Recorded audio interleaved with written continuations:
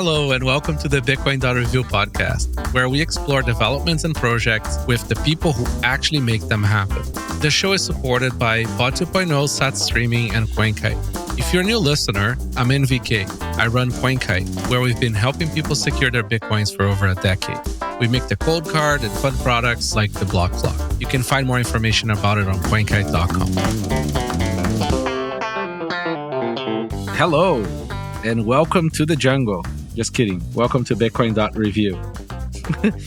Today I have with me Mr. Ben Carman. Yo, good to be back. I have his co-worker, Rijndael. Hello, good to be here. And man, it's been a minute since we've had a list, because the Nostr Rising series took over, I think probably 3 weeks of releases, and there might still more coming out. People really like that one. Different kind of thing. Not so nerdy, but it's nice to have a list again. It's been a while. Yeah, I think there's 7 episodes of Nostr Rising out. There's a bunch of them. Oh, so then there is definitely more coming. I think we recorded 9 or 10. Oh, wow. Yeah, we're probably going to record a few more. It's the best evergreen content to give to a Nostr derangement syndrome suffering human being. And Nostr is rising. All right. What else on the housekeeping here? We have some new tutorials for COLDCARD, and we are opening an office in Latin America. Location unknown, undisclosed. That's a better way of putting it. We added Bitcoin per share to the Bitcoin treasuries. There's the Grumpy Surfer, SATSCARD. And people really like my energy reading company stuff. It's okay, can we get to the commits now? There you go. Vulnerability disclosures. CVE 2024-38365 BTCD find and delete bug disclosure. And then there was... do you guys follow that one? Was that the one that you could just crash core, or no? If I remember right, I think this was the one where I think this was related to code separator. Yeah, it's a bug in Bitcoin or BTCD, the Go implementation of Bitcoin. And yeah, code separator pre-SegWit is super complicated, and there's a niche case where they implemented it wrong. So it would cause a full-on chain split. No one really runs BTCD, so it's not a huge risk, but it is one of the reasons why we don't do multiple implementations of Bitcoin Core is because shit like this is very hard to replicate. Code separator and legacy script is just an unending source of pain and suffering, right? There's a bunch of relay rules to not let you send legacy transactions with multiple code separators in them, because it basically causes a cache miss for the sig hash cache. You have to recompute the whole signature hash and then re-sign it. And so there's a lot of just gross behavior that can be enabled by abusing opcode separator. Yeah, I think maybe people don't appreciate, because normally a lot of protocols just have a spec, right? And then people just follow the spec, and you can build not us your implementation from the spec. I mean, for example, Nostr is like that. You follow the NIPs, right? And you implement each NIP, and boom, you're it works. And if you have bugs, that's your problem. With Bitcoin, it's a little bit more complicated than that, because there is no spec. There's the code is the protocol is the code, and that's the consensus code. So it makes it very tricky. In a way, it was kind of maybe an accidental good thing, because it forced everybody to remain in hard consensus without too much bike shedding. But it's tricky. It's either use core or get fucked. There really is no way around that. I like Luke Jr.'s approach. As controversial as it could be, it's you just have a more conservative version of core with your own tiny little preferences that may cause some drama. Well, or, Peter's got Libre Relay, which goes the other direction, right? He takes core and then he relaxes a bunch of restrictions. And so it's like a more liberal version of core. Yes. Yeah, I don't know if I want a liberal version of core for my consensus, for my validation of my coins. That could be tricky. Yeah, I mean, the good news is that it's only relay policy that gets touched. It's none of the consensus bits. So the worst thing that happens is you have a more accurate mempool and you can more accurately estimate fees. Right. I guess for that purpose, it's not bad. Good thing. All right, another disclosure, CV 2024-35-202, remotely rechargeable assertion crash in Bitcoin Core. A high severity vulnerability in Bitcoin Core allow attackers to remotely crash nodes. We talked, I think, about this maybe briefly in a recent episode. I think people attribute a little bit too much intensity to this ones of crashing core. It's okay, great. I mean, it's a problem for the Lightning people, but it's not a real problem for self-validating Bitcoin economic nodes. It's what's the worst that can happen? Somebody crashes their node. Yeah, it's more concern if someone knows they can crash a certain person or entity's node of right. Oh, I'm gonna attack Coinbase and just take down all their nodes repeatedly. But yeah, or being able to do it on demand and say as part of this attack, I'm gonna crash this node. Yeah, I had a prod 24.1 node that I haven't upgraded in years because it's just doing its job, and this is the one that got me to finally upgrade it. So I'm finally running a more modern version of core for that node. Okay. I support people running multiple versions. I think it's especially if you're a big economical actor, just run many versions. It keeps everybody honest. And all right, Krux, a bug in Krux beta version 24.10.beta 6 to beta 8 affects BIP85 password generation. Users should record and replace passwords created in this version as they may be incorrect. That's the problem. And we just had the BIP85 drama with Core 2 with the BIP that somebody changed the BIP, should have been marked as final, but it wasn't. So anyways, upgrade your Krux and replace those passwords. Good for them coming out to this immediately as they found out. Love that project. Nostr client Coracle has been unintentionally sending users session data to bugs nag when reporting errors. Yes, I saw that one. Yeah, so Hodobod said that he immediately deleted the logs and all that stuff, but brutal. Dear JavaScript developer, get closer to the speaker. Stop using cloud tools on your shit. I know all these things make promises about, security and all these things, but the problem is you never know when you have a bug. Same reason why we do, air gap. Do we know our code is good and very strong and, our USB isolation is great? Yes, but we don't know when we have a bug, right? Looking at this, it looks like private keys got logged out to Bugsnag also. So, yes, a good outcome out of this would be if it pushes on. I know that there's a spec out for delegating a child key, right? So if there's more, if this pushes on that would be great because everybody who had kind of their root key in Bugsnag, you've just got to assume that it's compromised at this point. Rijndael just saw me throw it. Sorry, I have to narrate for everybody because this is radio, not video. NVK is sitting here with no shirt on, literally lobbing coconuts into the jungle while we're talking about Bugsnag. I am contributing to the biome of the forest. Listen, if you handle private keys, stop using cloud shit. That's one thing. I know, all these tools help you develop better and get, improve your wax and all these things. But if you handle private keys, please don't use cloud shit. Only use your client's local environment. The other thing is there is a Frost spec and implementation coming to Nostr. So there was going to be a bounty, or there is a bounty for the Frost implementation. And somebody implemented, I think, before the bounty came out.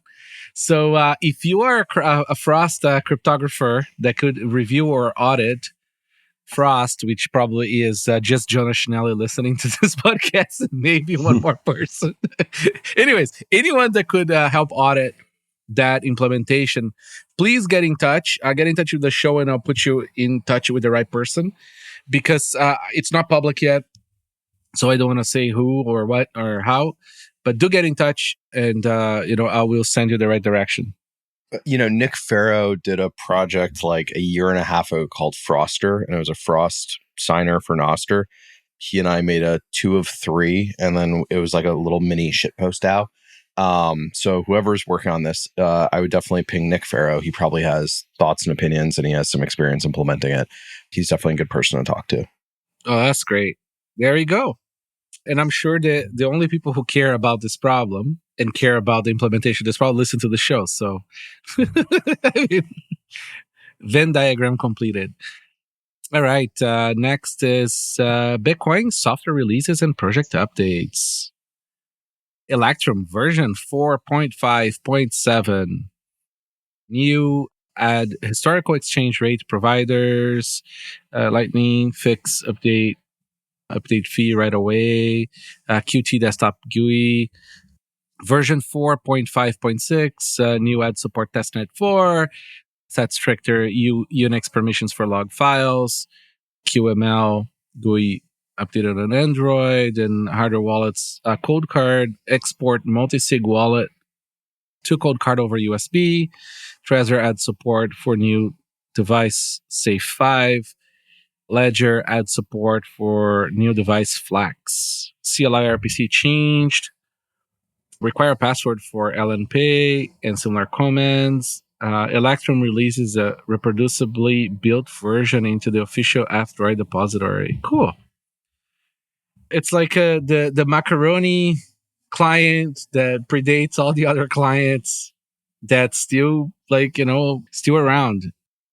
Yeah, I just love that Electrum is still adding support for new stuff and putting out new features. It's just this thing that's always been there. It's incredibly useful. For a while when I was doing wallet dev stuff and we wanted to be able to test against other wallets on Signet, it was one of the easiest things to use. It just works out of the box. It's a fantastic piece of software. Make all the wallets have a Excel-like UX. Yeah. It really is. Yeah, totally. I find Electrum works very well if you have sub 1,000 UTXOs addresses there. If you go over that, it starts to really, really become a problem. For some reason, it doesn't index. So if any Electrum developer is listening, for some reason, when you have past 10, 50,000 addresses there, even though they're all old and unused, it doesn't index. It doesn't keep the index. When you quit, it seems to toss it out. So instead of maybe rechecking on when the index is already there, slowly on the background or something, it kind of makes everything disappear. Kind of goes through. It goes faster, but it goes through everything again. It makes it nearly unusable. Also, for anybody who's stuck out there, figure out how to dump your xpriv, because Electrum still hates BIP39 seeds. Yep. Let's see if I can find it here. Oh, yeah. Electrum. I saved the command here somewhere. There you go. So for anybody who's stuck with a seed on Electrum, I can't help with the seed itself, but I can help with the xpriv. It was not easy finding this. So it's just wallet.keystore.get_root_. Oh, no, that's for the fingerprint. Come on. Did I lose it? I had it written somewhere. Unbelievable. No. Never mind. Rugged. And it's gone. I'll put on the show notes. I'll find it and put it in the show notes. That's so funny. Brutal. Anyways, going back to the list here. All right, Nunchuk Android version 1.9.53, revamped home screen and user onboarding experience, allow users to clone a decoy wallet from existing wallets. I think that's true for the current iOS version as well. Bitcoin Keeper tap signer experience overhauled. Download encrypted backups of your tap signer change the card's PIN, unblock the cards if rate limited, key signer improvement, associate contacts with signing keys, better options for exporting and securing keys, wallet data management, enhanced wallet import and export options, improve file sharing the app.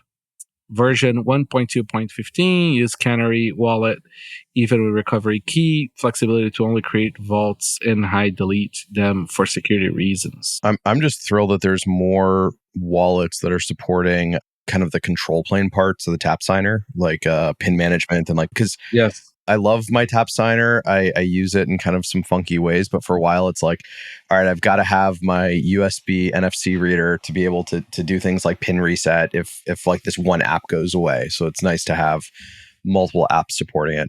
Makes it more usable. It does. NFC is not easy. I think that's a huge part of the problem. A lot of app devs have a hard time, but I think it slowly will sort of become the norm.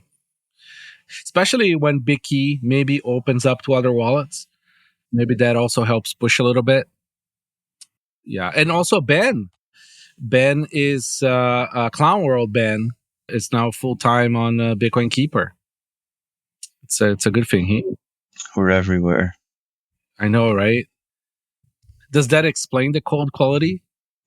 What's it written in? I'm just kidding. TypeScript? Oh. It's JavaScript. Yeah. Is it a bin allowed to claim their binness if they code in JavaScript? Yeah, that's okay. I've had to do my own fair share of JavaScript. It's a big tent bin? Yeah. All bins are fungible. Okay. BISC 2 version 2.1.2 optimized reputation system, consolidated chat rooms based on user feedback. Wasabi Wallet version 2.3.0.0 enhanced store integration, better BTC amount formatting, more insight into the transaction, beta payment in CoinJoin RPC only, add Trezor Safe 5 and COLDCARD Q support. The payments inside the CoinJoin is cool. I know Max have been talking about that for years, since 2020 or something, and it's cool to see it actually finally happening, where you can basically register an input and then you just give a token to someone and they register an output, so you don't even know which address the user received it on that you're sending to. So, oh, that's cool. That is cool. Yeah. What's the state of the coordinator on Wasabi? Because there is one, right? And they don't charge fees so that they don't go to jail or something like that. I don't think they're running one anymore. It's just an open market. But yeah, but there kind of is no market because none of them can charge fees. Right. I mean, we're going to have to go back to maker-taker model for these things. There really is no way around it. Tornado Cash is still running too, right? Yeah, Tornado Cash is still running. All the front ends are all enforcing sanctions. So in theory, you can write a contract or write a transaction that it just hits the contract directly. But I think in practice, nobody does. It's still running, but the volume is very low. Right. I mean, listen, the liquidity of privacy is going to go somewhere, right? Because the demand is there. Maybe there are already other tools out there that we just won't find out until it becomes a little bit more open to people who are not that invested into the privacy needs due to their needs. That's normally how it happens to a lot of these tools. Is they're like, oh, look, I just found out about this project. It's been running for the last 5 years quietly. and it has a lot of money in it, right? That's often how these things go. Can we do a Tornado Cash-like thing if OpCat comes about? I don't know. I've been trying to think through what that would look like. I think you could build a bridge to some other execution environment where you could do a Tornado Cash-like thing. I was trying to think of how you would do Tornado Cash on L1. And what you kind of want to be able to do is put money into some construct and get out some proof that you put the money in and then be able to come along later and claim that. You might be able to do that. It's a little bit different with UTXOs than the account model because you can kind of point to individual outputs and say, this is where the money came from. So I think what you'd want to be able to do is almost have it be like a coin swap where I put some money into one UTXO and then I can withdraw it from a different UTXO. But the trick there is you need to have some state mechanism to either make sure that then I can't go and withdraw money from other UTXOs, or when I put money in, I need to have that linked somehow with the one that I can withdraw from, but you need to do that in like a non-public way. So I think there's some like ways to do it, but it's not going to look like Tornado Cash. Right. It's going to be something different. Because, like for the Opcat enjoyers and the Opcat peddlers and the Opcat, what other groups are there? There's a few. Many breeds of cats. Haters. Haters. There's definitely some haters. Yeah, no, I know the haters. It's okay. Like hate, it's a waste of time. You can be a disenjoyer. Mm-hmm. That's okay. Or disrespecter. I support disrespecters too. Yeah. That's another very reasonable and helpful kind of people. Anyways, if Opcat was shown to create an interesting new privacy model for coin, it wouldn't be coin join per se, but for some kind of a privacy enhancing coin swap, I think would be a lot more, would bring more people to the Opcat tent. That could be the thing that actually like pushes over, right? Because the privacy folks are quite passionate about the privacy tools. So maybe that brings about enough support to even get a fork sooner than later.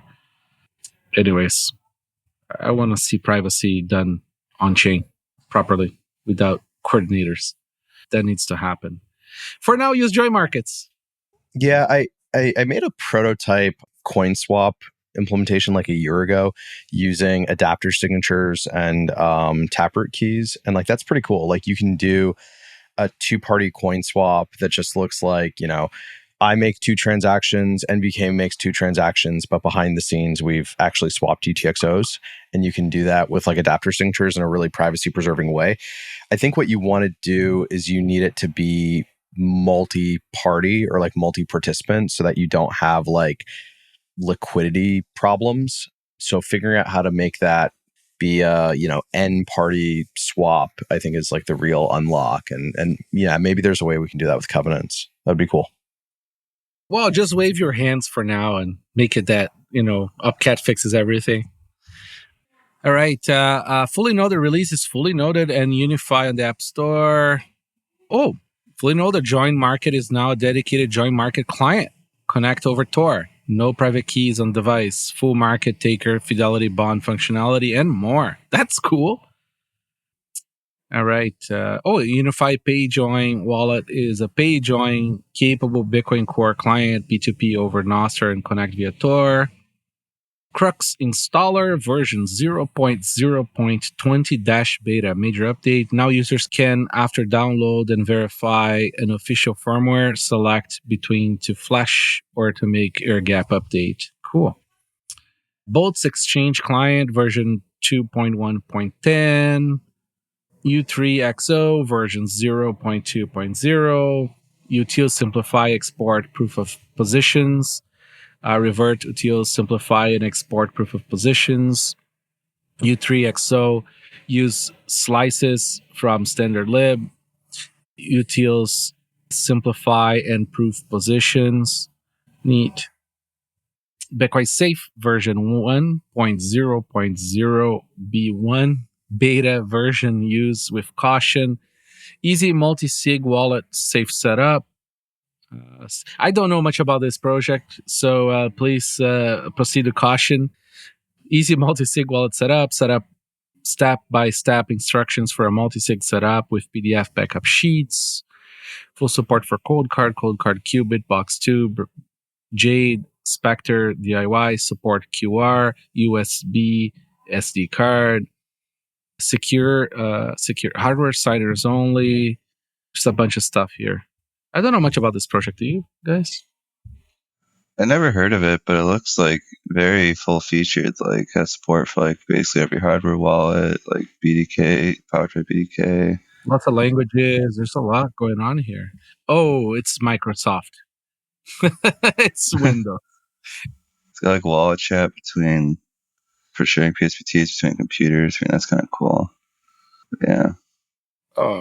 But don't do this on Windows, people. I opened the GitHub just while we were chatting. I'm going to play with this. I haven't used it, caveat emptor, etc. It looks like if you took Electrum, but then you redid Electrum today, having seen mempool space, this is what you would build, right? It looks like that, I don't know, Windows form builder type like UI. It is Windows. But the dude's also built like mempool space visualizations into it. It looks wild. It does have that vibe. I'm taking a look here. Yeah. So I'm just excited about that. The icons are the same as Electrum. Yeah. No, it looks like Electrum and mempool space had a baby. It's kind of great. It is. It's Python. Is it Python? Yeah. Yeah, it is Python. So maybe somebody can. Okay. So it's not just Windows. You can target a build to Mac or Ubuntu or whatever. Okay, cool. Nice. Yeah, it looks like it's just in Python, so it runs anywhere. Yeah. Yeah, it's probably using what, like tkinter or something for the UI, whatever that thing is called. I don't know. It doesn't look like Qt. Yeah. Yeah, it's Qt. They're using PyQt. I just dug into the UI part of the code. Cool. Love it. Nice. I love that's like, this is probably a dude who has his coins and he's like, hey, I'm unsatisfied with every wallet out there. I'm just going to build my own and make it available to others. Hell yeah. There is no other way. I tell you what, nothing teaches you how Bitcoin works more than building a wallet. Everybody who really wants to understand how Bitcoin works, go write a wallet. Feel free to never put real money in it, right? But write a wallet, put it on Signet or Testnet 4, send coins around. You will learn way better than all the books and podcasts in the world how Bitcoin works. Yes. There is nothing like serializing a Bitcoin transaction to make sure for you to understand if you want to continue further or not. This is not for me, right? Back away. Joinstr App version 0.1.1. Kotlin implementation for Joinstr. Bitkey App version 2024.71.0. You can now select MoonPay and Bitkey App to sell Bitcoin. Australian or CAD are now available as display currencies. Transaction history wallet descriptor now available for export. Currency display is now appearing in the settings menu. Do you guys know if you can export an XPriv from the Bitkey? You cannot. How do you recover outside of the stack, outside of the Bitkey stack? All the recovery methods are inside the Bitkey stack. There's ways of recovering individual keys, or if you can't recover individual keys, you can do a wallet sweep to a new 2 of 3 basically. But they don't give you any raw cryptographic keys anywhere in the stack. I keep on saying it's like the Klaus Schwab replacement wallet. Yeah, I mean it's really meant for people where it's the biggest threat to their coins is that they're going to mishandle a seed phrase or mishandle a backup, right? That's who it's built for. Right. Bitcoin Django mobile app version 1.3.0. This update adds a new transaction statistics screen from the settings, allowing you to do some reporting on your own transaction history. Bitcoin Django really works. Simple Bitcoin Wallet version 2.6, drop hardware wallet support, drop built-in Tor support, drop LN URL support. I guess the wallet's getting simpler. I know, right? Yeah, version 3 is going to be simplest Bitcoin wallet. Yes. It's funny because I wanted to use Simple Bitcoin Wallet for a FOSS Bitcoin project that's being worked on right now. Sure. But, it was taken. So the project is called Cove. It's going to be a very cool, simple wallet. All right, DATUM Gateway version 0.2-beta, initial public release. This is pretty cool. Yay. I love this. I think this is finally the fire that Stratum V2 needed in the ass to get things moving. It is backwards compatible with Stratum V2. Well, I think it's compatible with Stratum v1 because it's a gateway, and you speak Stratum v1 to the gateway, and then it speaks Datum. I think it was supposed to work with V2 as well. Oh, okay. I didn't realize that. I thought all the controversy was that it wasn't, because everyone was mad like when I just used V2. Yeah, because I thought the whole point was that they didn't want to make everybody mad by also adding V2 support, but maybe I'm wrong. Anyways, that's cool. It's great. We need more of this. We need all the templating in the individuals as we can get as soon as possible. Very important. Yeah, there's been a few blocks already mined with it too, which is cool. Yeah. ESP-Miner version 2.3.0 allow connecting to open Wi-Fi networks, set default CPU frequency to 240 megahertz, and a few other things here. Braiins Toolbox version 24.09.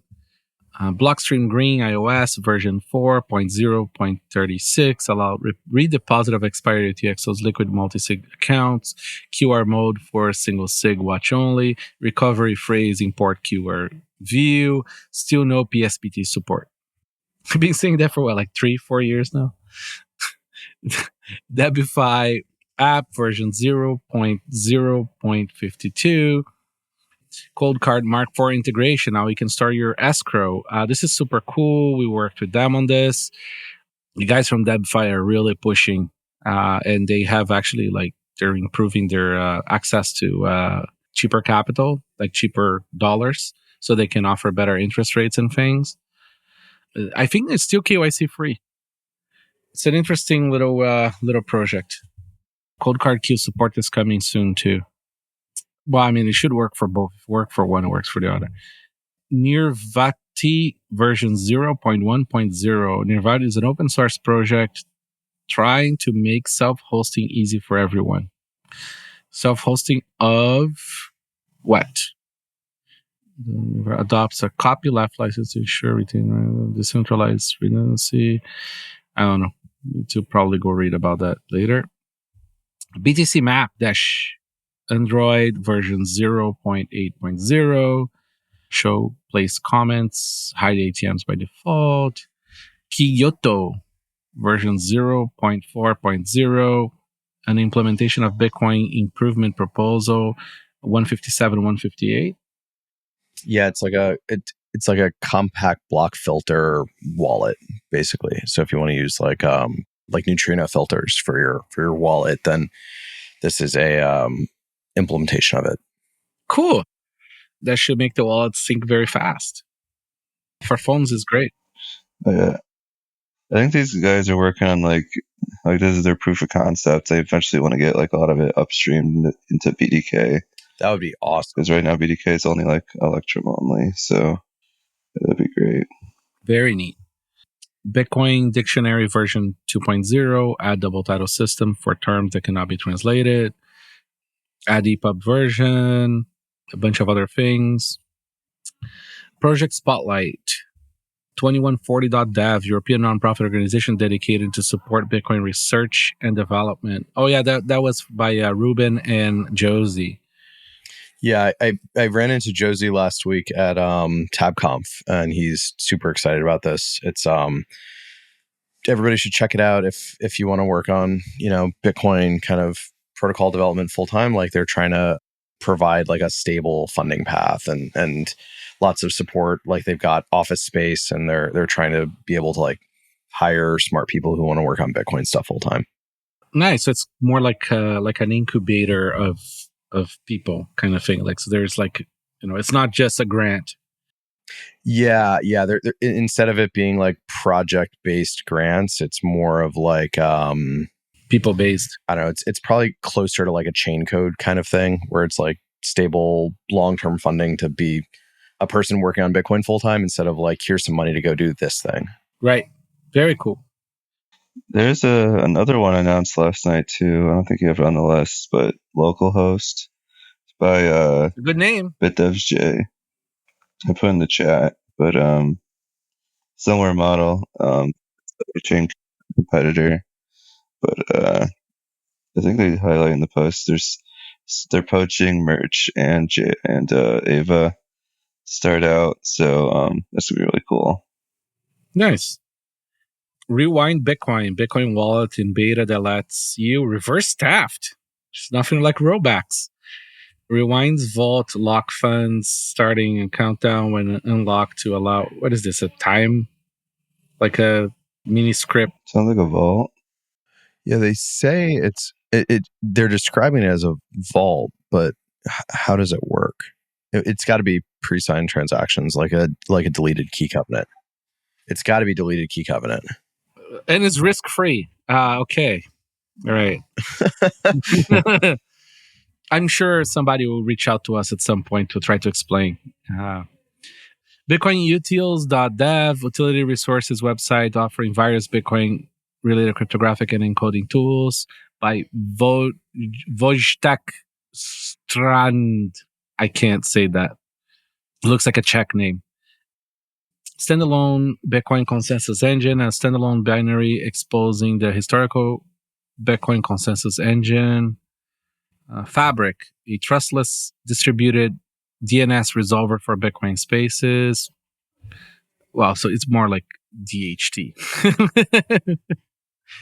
L402 middleware, a middleware library for Rust that provides handler functions to accept micro transactions before serving ad-free content or any paid APIs.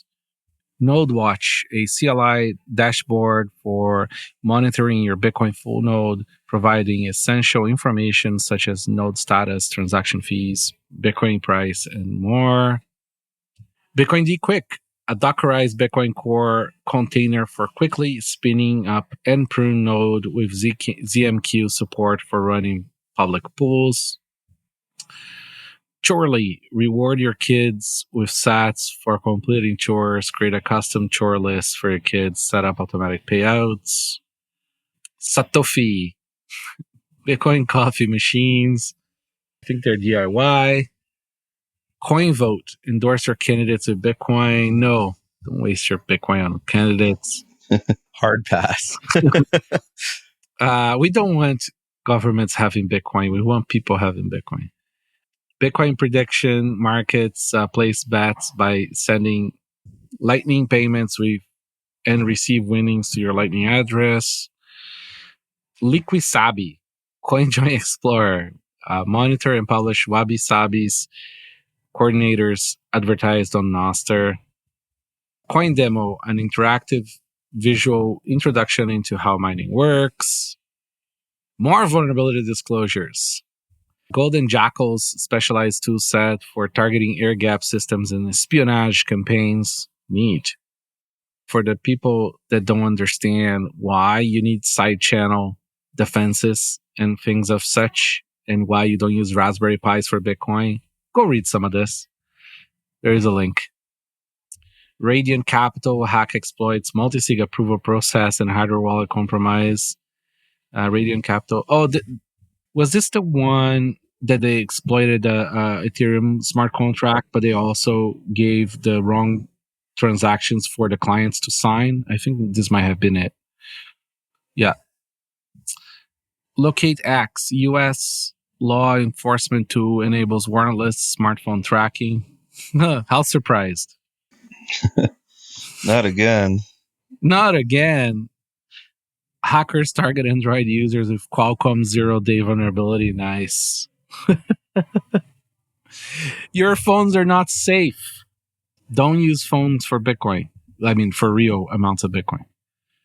Because, like, I guess, like, the point that I'm making here is that, like, all these things are being used to target, like, people of interest, but, like, these tools can also be used to take your Bitcoin.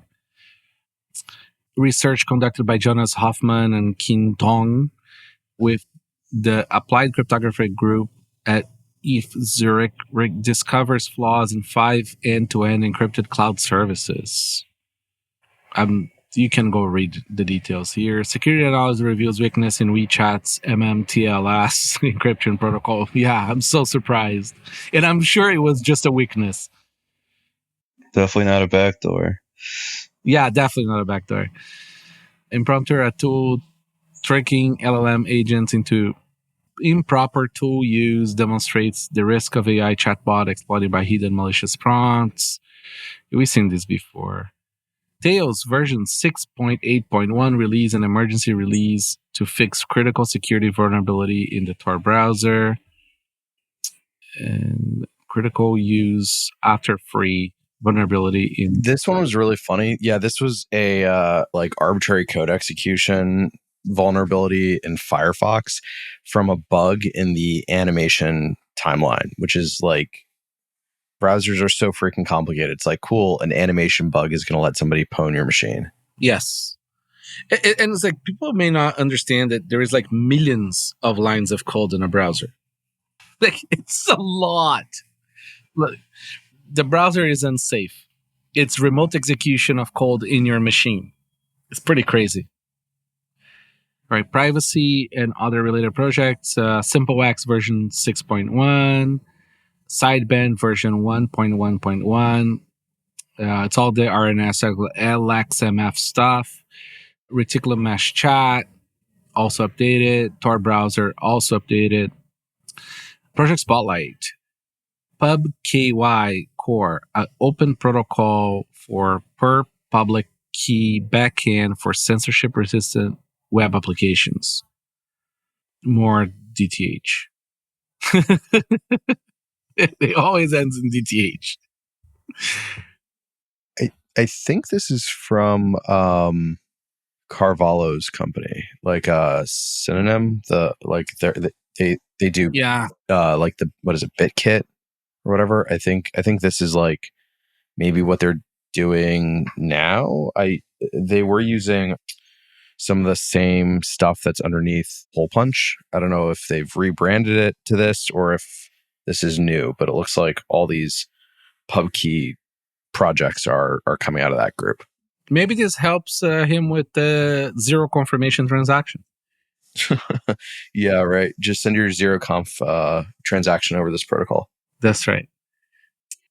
All right. Lightning, Project Spotlight. Blockstream launches Simplicity on Liquid Testnet and introduces Symphony, a high-level language for writing Bitcoin smart contracts. Spark, a trust-minimized solution designed to scale Bitcoin and extend the Lightning Network. Yeah, this is pretty cool. It's like they're kind of making their own L2, kind of not. It's like basically like Arc and State Chains had a baby, and then you have a Lightning Gateway that like Lightspark runs for all the users to be able to interact with the broader network. And I mean, it has like a few like trust assumptions, but I think it's like good enough for them to call it non-custodial legally, and that should work for them. But it's kind of interesting. Neat. We need more ideas that are departure from Lightning. Lightspark, I mean, these guys are pros and they're going to push this shit hard. And they understand payments. You know, they're more on the TradFi kind of crowd, but I think there's some interesting stuff probably coming from them.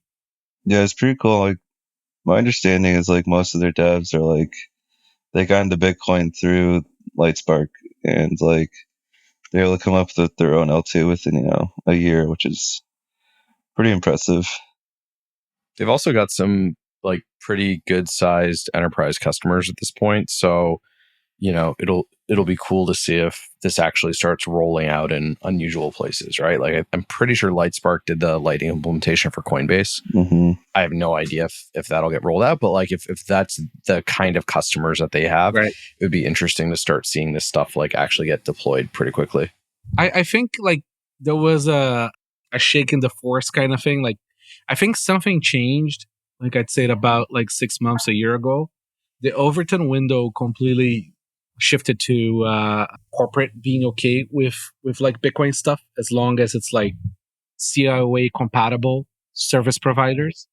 Like something changed, and I think we're gonna start seeing like some random stuff. Like some complete random bank is gonna come and show up a Lightning on their app or something.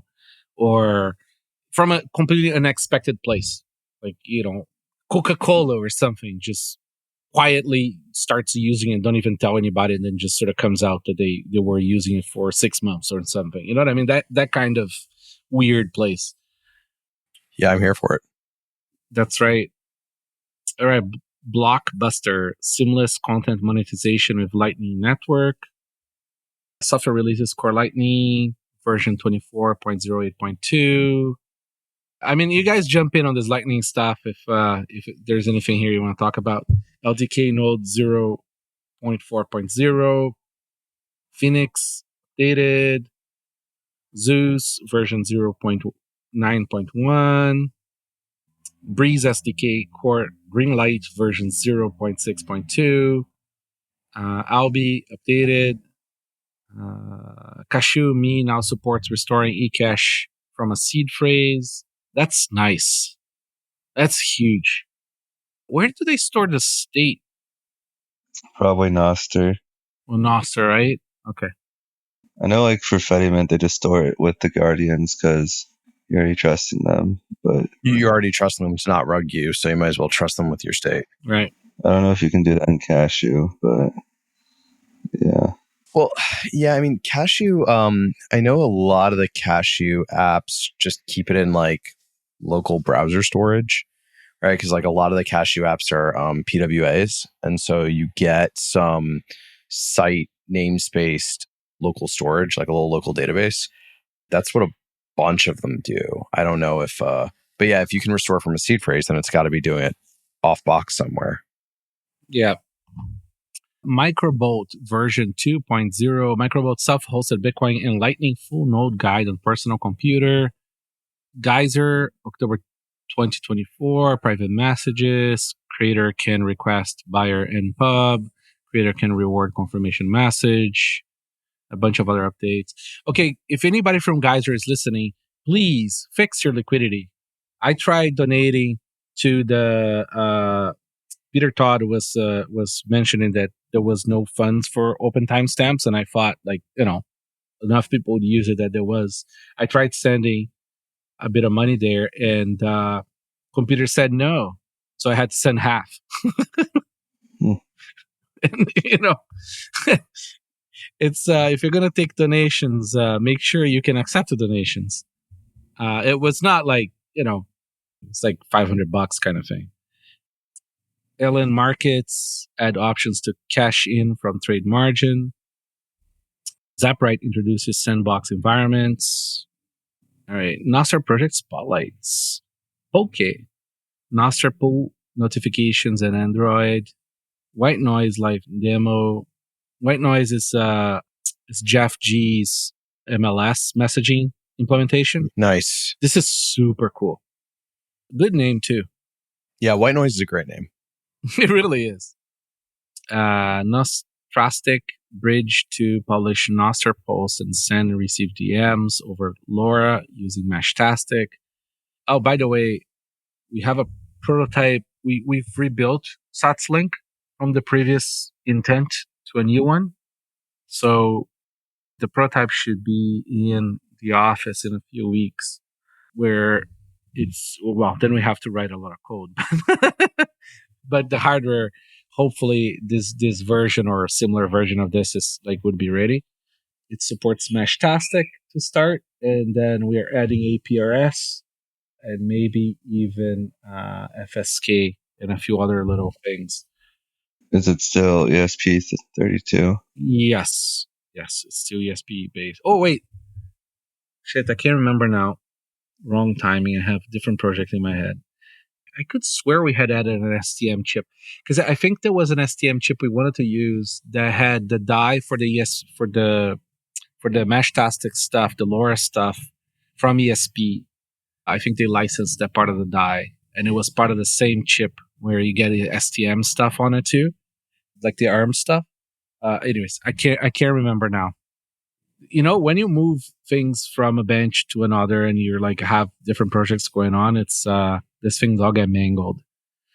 Once it sends out, it's like, forget about this one, now go on to the next thing. All right, algo relay, an algorithm relay for Nostr. This is all more on the DVM stuff. PPE relay, a pair of relays that changes per event basics. Search relay, and NIP50 search relay. Flotilla, Nostr relay based on community Flotilla looks kind of cool. Like, I think they're trying to go after the, I don't know, Gen Z Discord crowd with like, it's still backed by Nostr, but it's like different UI, which I'm all about, right? Like Nostr is such a low level primitive. Like anytime people want to build new UIs around it, I think it's great. I mean, Discord needs to die. Yeah. Like, I seriously, like the amount of communities I want to participate, but I won't just because it's on Discord. Yeah. Because I don't want to have yet another app talking shit in another walled garden. I feel the same way about Telegram. I hate Telegram and the amount of like Bitcoin discussion and like groups that are trying to do things that all form around Telegram. I hate it. Like it's the worst. I think that it's just that Telegram has the right tools for you to build open groups. It's very easy to just start an open group. Although they limit you on how many custom URLs you can have.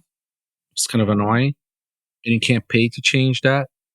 I feel like Telegram only exists to enable crime kind of thing. Like it's like they make all their money from it and they sort of have all the wrong tools for you. Like, for example, like they literally like allow spam.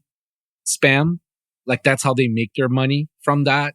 That's like, you can almost feel, right? Like the whole UX and all the tools on Telegram are designed so that scams can happen. And you can't do anything to protect your users from spam and scam. I hate Telegram. Do you guys have an opcat Telegram? No. I mean, like there's a bunch of Telegram groups that are like Covenant's sort of interest group, and it talks about like all Covenant related stuff. There's, groups talking about specific projects that use cat, but there's not like a cat enjoyers group per se. Right. We do have a Discord though. We do have a Discord though. And our Discord is the best. Right. Nosweet.net, share or clone any tweet on Nostr with URL and without any permission or integration. Oh, this is kind of interesting. I need that often. Okay. Dockster, a simple document management system on Nostr, allows users to create and delegate documents. Oh, that's cool. Yeah, that could be cool. In 20 years, SharePoint will be replaced by Dockster. That's right. Talk about another thing that needs to die. Translator, a new Nostr service offering automated translations of Nostr videos and notes. RX Nostr, a library based on RxJS. Moving on. Software releases and project updates. Okay, I'm going to skip these. Yeah, I think every single Nostr client had an update. For real? Yes, literally every single one of them. Yes. They update like there's no tomorrow. All right, man. Like, thanks to everyone who streamed the sats, and shout out to a few top boosters here. Ape Mifrendir is our diehard, right? Ride or die, as the kids call it. Listening to the end, if you count 30 minutes of sleep listening at the end. All right. Nobody listens to this pod. It's all lies. T-Dub, proof of listening. Here's how to make a classic grilled cheese sandwich. Very good. Yeah. BTC on board. More miniscript, please. I'm not Rob. Yeah, we do have our miniscript influencers here on the pod often. Average Gary, Sats Link revival, but I already used my pre-order money for a second queue. Rugged. I mean, like we don't know yet when it's gonna launch. Just it's good. You will keep your place in line. It's good that you use your pre-order money so that it's not stuck in the system. So it might take a little while still. So don't worry. Von Photo, send some stats. Bright stats. Keep an eye on your Wi-Fi flash attack vectors. That's true. Were you here, Rijndael, when my wife flashed me behind the camera? No, I heard about it though. It was it was very distracting. Tip of the day, especially because she's not the type that does that often, so it was very unexpected. Tech tip of the day, recommended by Fiat Jaff D Arrow, an open source browser extended for crowdsourcing better titles and thumbnails on YouTube. EarthDAO, the open source privacy focused alternative to Google Sign In. Jesus Christ, please stop using Google Sign In. That story got no air, eh? It got killed by Google. I'm still so annoyed by it. Wait, what story? Google affected? Google single sign-on got hacked. People figured out how to do DNS hijack, Oh, gee. okay, on custom domains, on Google, on anybody that didn't have Google Workspace. Mm. So they figured out how to hijack DNSs using the Google Forms shit or whatever. And they managed to essentially create Google single sign-on for like every company on earth that didn't have Google single sign-on set up for their domains. And then went in and got into all kinds of company stuff. Like, what's the name of that stupid app everybody hates? Slack, things like that. It was a disaster. Absolute disaster. That's pretty bad. Yeah, no, it was probably the biggest hack of the last 10 years, and literally nobody talked about it because they killed the story. Amazed. EarthDAO, the open source privacy focused alternative to Google's. Oh, yeah, we already talked about that one. Bitcoin Uptack. Any topics here you guys want to bring up? Let me know. I think the first one they have like 1.75 channel announcements. I think that was discussed at the big Lightning Summit in Tokyo. So we'll see like at BitDevs at TapConf. Someone gave an overview of all everything that happened. And yeah, sounds like everything's like incrementally moving forward, which is good. And like Bolt 12 is kind of like done now, which is exciting and all that stuff. So it seems like we're actually making progress in Lightning, even though it doesn't feel like it day to day. Yeah, Lalu wrote up notes from the LN Developer Summit. They're on Delving Bitcoin. They're very detailed, and they're like a really good read. If you're interested in what's going on in Lightning, it's like a really pleasant read. Neat. Did you guys go to Japan for the Bitcoin Tokyo or the Lightning stuff? I wasn't invited. Not a Lightning dev. Once you put on the wizard hat, they kicked you out of all the cool clubs. Oh, I see. You guys are persona non grata and stuff now? No, I'm just kidding. No, it's just like a Lightning like Protocol dev. Yeah, protocol dev. Like even at Mania, I wouldn't be invited to this. It's like 30 or 40 people that go. It's like core contributors of like Eclair, C Lightning, LND, LDK. Yeah. So it's not PodConf approved. No. That's right. By the way, we keep on being denied our PodConf approval. Like they denied us again recently. That's insane. It really is pretty offensive. I mean, like we try hard here to talk about all the things that we're supposed to talk about. I don't know what we're missing to be approved. Is there like management you can complain to? There's probably multiple levels of management you can complain to. I mean, all I want is the hat and t-shirt so I can wear it at the conferences. Mm-hmm. Well, Rob has those. I've seen him with them. Yeah, I feel like he's going to keep flexing on us until we get them. Yeah. I mean, I don't know what else to say. I mean, maybe I just need to... maybe we can have... what if we have like an ETF episode? Yeah. There we go. Yeah. We can also have a trading course where we tell people how to buy on green, sell on red, right? Is that how it works? Perfect. Yeah. I don't know. I just feel left out. Very disappointing. You run a pod for this long and you don't get to be part of those circles. All right, business and finance. I'm gonna skip. Although this river offer is kind of interesting. I know it's a little TradFi-ish, but I was talking to Alex and asking him about it. Like they're going to implement so that Bitcoin companies can use it as their checking account, because like Bitcoiners are all short fiat, right? Mm-hmm. And like nobody has like a lot of fiat savings to put in a fiat like in an interest bearing account on the fiat side, but they all have operation accounts, right? It would be really cool to be receiving interest on the operations account. Mm-hmm. But to have an operations account, you need to be able to pay other things. But anyways, just found that interesting. Yeah, I think it's exciting. It'd be nice to have like these as a bank account. Get rid of my normal bank. That's right. And you keep on sending me my Bitcoin interest into my Bitcoin wallet, not into fiat stuff. Bitcoin Illustrator No Good releases The Art of No Good, a self-published art book showcasing 5 years of Bitcoin-themed illustrations. It's beautiful. Funding, Bitcoin Freedom Technologies research firm 1A1Z releases a report covering how Bitcoin Core development is funded. OpenSats, we've released 1 million other funding grants recently. Sparrow announces grant renewals. There's a lot of money these days for people to go work on nonprofit Bitcoin work. You love to see it. Like, pretty crazy, actually. Yeah. Tens of millions of dollars. Hundreds, probably crossed hundreds of millions of dollars now. Yeah. It's quite crazy how quickly it happened, too. Like, I feel like 4 or 5 years ago, we were all like, there's no money in Bitcoin. It's dying. Like, blah, blah, blah. Now here we are. Yeah. All right.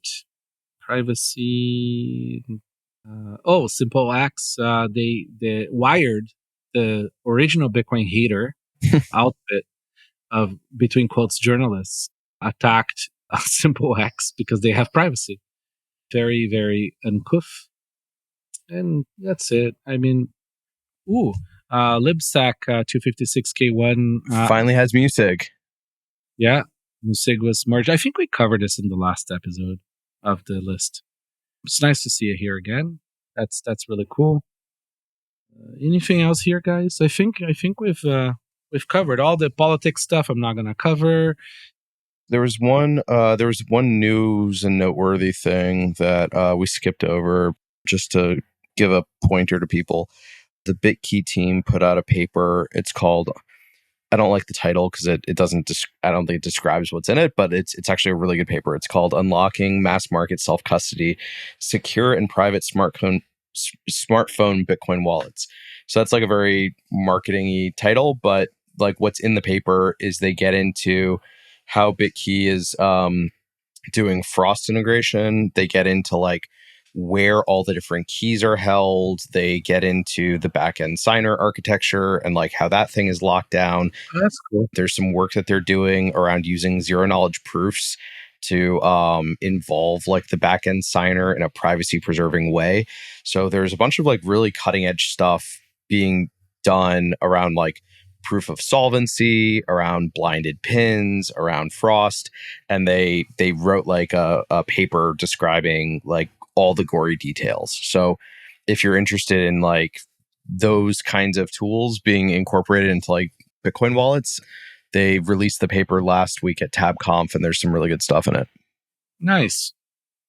They do like to release papers. Like there was what was it? Remember when they did the architecture stuff? There was like a whole yeah, neat. I will check it out. Yeah. Very good, guys. We've I think people will listen to this one whole because we've covered all of it in an hour. Hopefully it's PodConf approved now.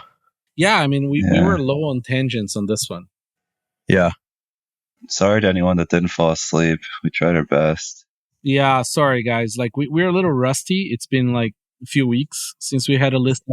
It's been a minute. Yeah, we need to get back into our groove and find the correct tangents.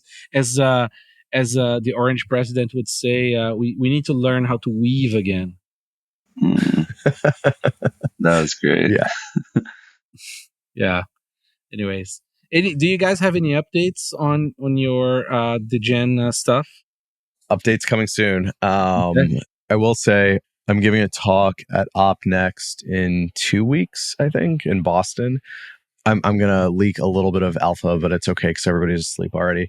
Something that I think's been missing from a lot of the Covenant and soft fork discussion has been like, how are people actually going to use these things post activation to build applications and tools and services? Like something that I think we saw happen with Taproot was Taproot activated. And then it took a long time for things to start getting rolled out. I mean, we just talked about like Music finally just got merged into libsec. And with any of these covenant proposals, having developer tooling that you can use to actually build stuff with it is something that's not a core part of the conversation, but it's an important piece of actually realizing the benefits. So something that we've been working on internally is like, if we think CAT or something like CAT is going to happen, like how do you safely, reliably, and effectively build complex applications that like use these crazy CAT scripts? So a cat DK? Yeah, right. Man, that would have been a great name. Where were you, a while ago? Anyway, so like, yeah, we're building some tooling internally to like make it easier to compose CAT scripts together. So going to be like talking about that, opening that up, but also just talking about design principles and like what are the parts of application development that are really hard when you have complex covenants and like interactions between them. There's a lot of stuff around like witness building and stack management that just gets really hard. I have a like I still don't understand why the JPEG people want covenants or CAT. Mm-hmm. I still don't like. Maybe I knew at some point, kind of like forgot. But why is it? Yeah, I mean, I think there's kind of 2 or 3 different directions that like the JPEG people want to be able to do things in. One direction is like vaults. Like if you have all your money in a small number of Utreexos in a Bitcoin wallet, being able to have velocity control or some ability to like claw back stolen, because like something that's like the JPEG enjoyers are exposed to more frequently than other users of Bitcoin is like their Bitcoin wallets interacting with, internet services, right? Like you've got some JPEGs in your wallet, you want to prove that you have control over them to some Discord bot, but you want to make sure that like your JPEGs can't be stolen. So having more sophisticated spending policy and having like flow control or velocity control over your wallet is something that I think is important for all Bitcoiners, but it's like felt acutely by the JPEG enjoyers. And then also I think people want to be able to do more complex kinds of Bitcoin transactions with Bitcoin native assets. So like there's a service out there that'll let you borrow Bitcoin against your JPEGs, right? Like using DLCs and using like PSBTs.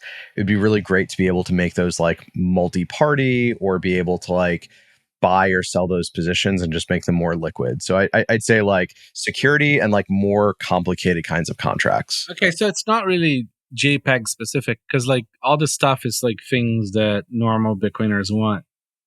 Yeah, it's not JPEG specific. It's just that like the JPEG enjoyers have a market where you can buy and sell things with Bitcoin that are, encumberable with Bitcoin script. So like you can do atomic trades in the same way that like you can't do an atomic swap for like a car or a sandwich. I know, but you can do that with like for like Lightning contracts purposes, right? Like, yep, it's yeah, because like you guys are so cat oriented on the branding of the wizardy. Yeah, that like I thought there was like something that was like very specific to the JPEGs, and it seems to me that everything you guys talking about is all sort of things that every Bitcoiner wants.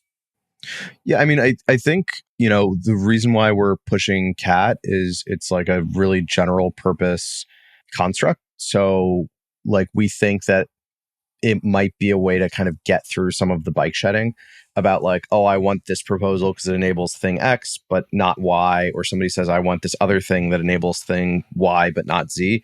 CAT kind of enables everything. Like everything's kind of annoying to do in CAT, but you can do it. And then if you can do it in CAT, but it's a little bit clunky, then we can actually go and look at what people are using it for on chain and say, hey, look, this amount of block space is being used for vaults. So maybe we should fork in opvault and make it more efficient. Or, oh, this, so much usage is going towards crazy lightning construction. So maybe we should like optimize that. But instead of like arguing about it from first principles, we can actually use like the market to decide. And then the other thing that we like about CAT is It's useful for things like, validating Merkle trees, and it's useful for like stitching parts of scripts together, which we think are important for bridging to like other L2s where you can have different transaction semantics than what Lightning gives you, or better, or more interesting than what Lightning gives you. And then also cats are just very memeable, right? I don't know, but again, like every single, like, because I kind of like tuned out a little bit of like controversies and things like that, and like there's literally nothing on that sounds to me like something either controversial that like JPEG disrespecters don't want. Like everything there like sounds great to me. So I was just curious. Like it's like there's no gotcha. Okay. Interesting. I mean, like the first non-trivial cat covenant that we released was a vault, right? Like the first cat covenant that I put on Twitter was this like circular thing where you can only send the money back to yourself forever. But like the first one that we put on GitHub was like a vault. And, it's like, I think the JPEG enjoyers want the same thing that every Bitcoiner wants. They want to be able to like do more stuff with their Bitcoin. Not lose Utreexos. Yeah. And be able to say like, hey, there's a trade that we can do right now, but it's very like capital inefficient because everything is like a two-party trade. Yep. But what we really want to be able to do is say, put everybody in a pile and make it like more capital efficient. And it turns out that's also what you need for like payment infrastructure. Right. So we're trying to build the same kind of primitives that I think all Bitcoiners want. It's just we're doing it at a market where people are trading for meme coins and JPEGs. Yeah, no, I mean, I'm always like weirded out when like the controversy like exists where there isn't one. I mean, I can understand the people who are against covenants, right? Like that's very reasonable like position, right? Like you don't want to change Bitcoin to have covenants, like fair. I mean, lots of people don't want that. Cool. So cat has nothing to do with the JPEGs. It's just more Bitcoiner shit that happens to be useful to the JPEG enjoyers. That's that clears that. All right, guys, listen. This was great. It was probably the fastest list we have ever done. I really appreciate your time. I'm looking forward to seeing the Covenant stuff and the cat stuff you're going to be working on. I want to see Covenants for many reasons, as you guys all know. And I've harped here enough about that before. And I hope to have you guys soon again on another list to take a lot of weaving tangents and and know you like a real person, as they call it. That's right. That's right. Appreciate it, guys. Thank you. Great. Thanks. Thank you. Thank you, Ben.